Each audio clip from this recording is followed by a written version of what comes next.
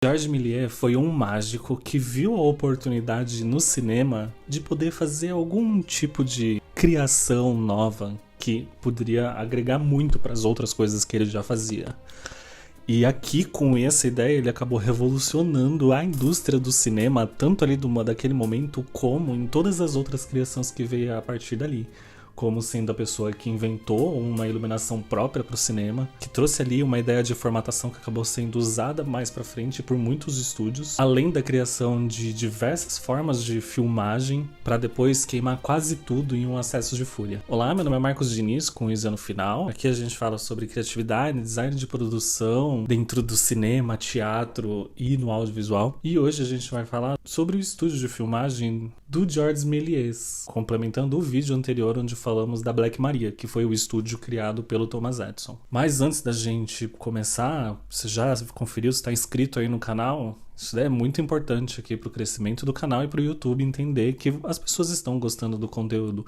Muito mais importante se inscrever é você se inscrever e curtir o vídeo. Que aí sim, quando você curte o vídeo, é o momento onde o YouTube começa a distribuir para mais pessoas. Então já faz aí essa parte muito importante para mim e a gente daqui já vai direto pro vídeo. Em 1896, depois da criação ali do cinematoscópio pelos irmãos Lumière, o Georges Méliès começou a construção do seu próprio estúdio de cinema, né? Com a ideia realmente ali de fazer criações de filmes para poder apresentar ali no seu teatro Robert Houdin, que ficava em Paris.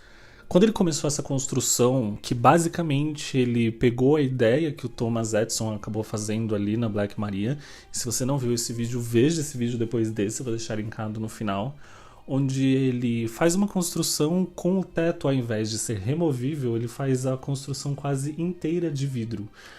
Ao invés de você ter uma caixa preta com o teto para entrar a iluminação, a caixa inteira era de vidro. Junto com essa construção, ele também colocou um anexo que ia servir como depósito para os cenários e como próprio camarim para todos os artistas que ele ia contratar para fazer apresentações ali. Ele começou a criar algumas abordagens bem meticulosas de como que ele ia fazer todas as filmagens dos seus trabalhos. Acredito que uma das principais delas foi entender como que o processo de cores funcionava dentro da filmagem em um filme que era exibido em preto e branco. Ele entendia que todas as cores tinham variações muito grandes dentro da camada preto e branco quando era exibida.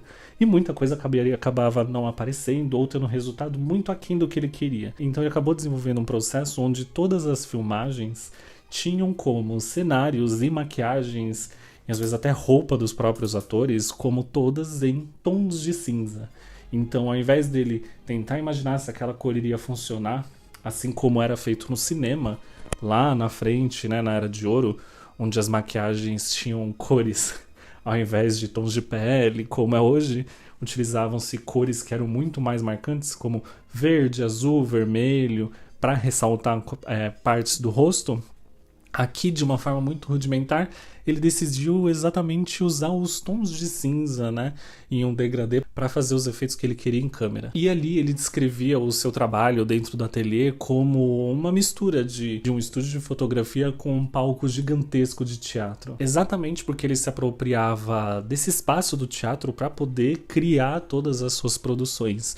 Então, no início ali, ele colocava como apresentações gravadas encenações de mágica, porque ele era um ilusionista e posteriormente começou a desenvolver histórias com cenários e filmes que vemos até hoje representados no cinema de diversas formas. E aí o processo de trabalho dele era muito simples, passar a semana inteira lá nos seus estúdios gravando muitos filmes e fazendo todas as edições para no final de semana ir para Paris, para o seu teatro Robert Houdin, para apresentar todo esse material que era criado no seu outro estúdio. E uma coisa muito importante, que em 1897, com a demanda já muito grande dos trabalhos que ele estava fazendo, e uma necessidade que não é só, né, ali do momento dele, mas uma necessidade que a gente tem até hoje, como ter uma boa iluminação, que às vezes aqui funciona, às vezes não funciona. Às vezes ela é só iluminação, boa a gente já não garante. Ele criou o arco de lâmpadas, né, que foi desenvolvido ali para a apresentação de um cantor, né, da época, o Paulus, que ele se recusava a fazer apresentações em áreas abertas. onde ele fechou todo o cenário, ele precisou tampar toda a área de vidro daquele estúdio tão grandioso dele e desenvolver esse arco com 30 lâmpadas que era colocado ali na frente da pessoa e no meio dele a câmera, que é a nossa famosa ring light, mas isso era um processo que ele desenvolveu para fazer um trabalho específico e que acabou sendo usado em outros momentos e melhor desenvolvido em outras produções. E essa daqui foi a primeira utilização documentada de luz artificial para poder fazer uma produção cinematográfica. Tanto que o sucesso acabou sendo tão grande que por volta ali de 1900 ele acabou fazendo uma expansão desse estúdio dele para conseguir comportar mais cenários e cenários maiores e ter uma grande rotatividade de produções ali.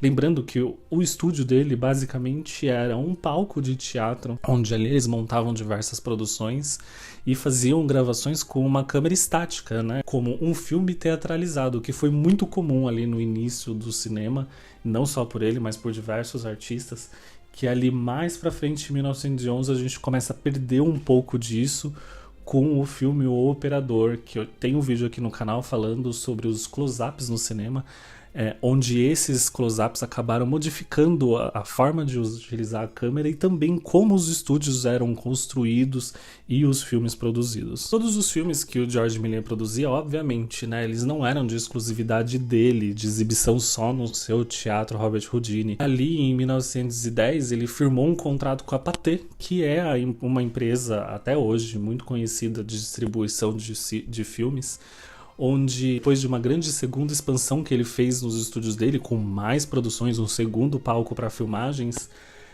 eles começaram a fazer uma distribuição maior de todas as suas produções. Mas ali em 1910, quando ele firma esse contrato, a empresa já começa a não ficar tão bem das pernas. Em 1913 ele já rompeu esse contrato, porque ele já não valia mais a pena para ele, e como parte do contrato ele tinha ali parte dos seus bens como garantia desse contrato, e nesse momento ele quase perde ali a casa dele, parte dos estúdios, mas é segurado pelo menos até o final ali da Primeira Guerra Mundial.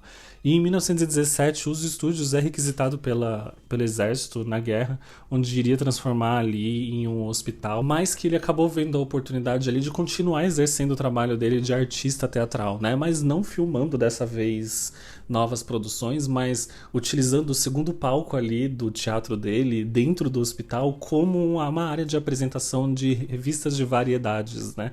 Que era o nome que eles chamavam para essas peças teatrais que não tem uma apresentação específica, mas que tem vários artistas, cada um apresentando um ato ou alguma coisa curta para aquele momento, e onde durante o dia tinham várias apresentações. Mas não teve como, né? Mais ali pra frente teve o fim da guerra e aquele contrato lá atrás que ele tinha rompido com a Pathé, ele acabou sendo cumprido, né? E eles ficaram com a Stars Film, que era a empresa do próprio Georges Méliès, e os estúdios, né? Em um acesso de raiva, esse é o momento onde Georges Méliès acaba queimando quase toda a sua produção que ele tinha de filmes e negativos que estavam armazenados ali. Mas isso acabou ficando muito pior, como parte desse material que sobrou dos filmes serem confiscados pelo exército para poder fazer a extração de celulose e prata do material que era usado para poder fazer as fitas dos filmes, né? Esse é o principal motivo porque a gente acha filmes do Georges Méliès, grande parte deles em fragmentos ou poucos filmes, porque a grande maioria, um acabou sendo destruído nesse incêndio que ele provocou, e outro quando foi requisitado o material aí pelo exército. E agora falando um pouco sobre o teatro Robert Houdini, ele era um teatro que o Georges Méliès tinha adquirido em 1888 do próprio Robert Houdini. Ele era um teatro gigante, onde tinham diversas peças de apresentações que eram comandadas ali por alavancas, mecanismos complexos e até alguns autômatos, que naquela época ali já estavam bem defasados para a tecnologia que tinha naquela época. Quando o Georges Méliès compra esse teatro, a ideia dele é revitalizar o lugar, colocar novas ilusões ali, né? Que ele tinha vários ambientes, cada um com um tipo de apresentação diferente. E ele, como ilusionista, né, também acabou criando muitos outros projetos ali dentro, chegando a ter ali ao mesmo tempo 30 ilusões diferentes.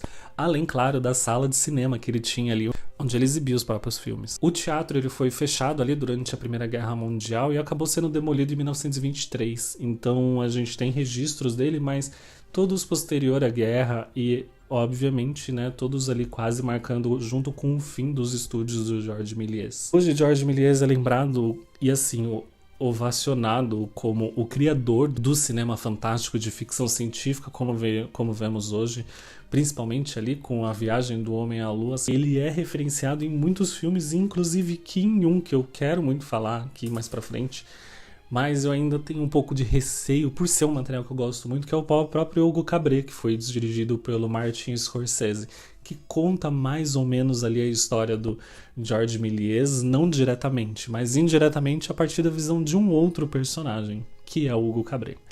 Mas me diz aí o que você já conhecia dessa história, o que você já sabia desse estúdio dele e que ele tinha também um teatro de ilusões. Você curtiu o vídeo? Você lembrou de se inscrever aqui no canal?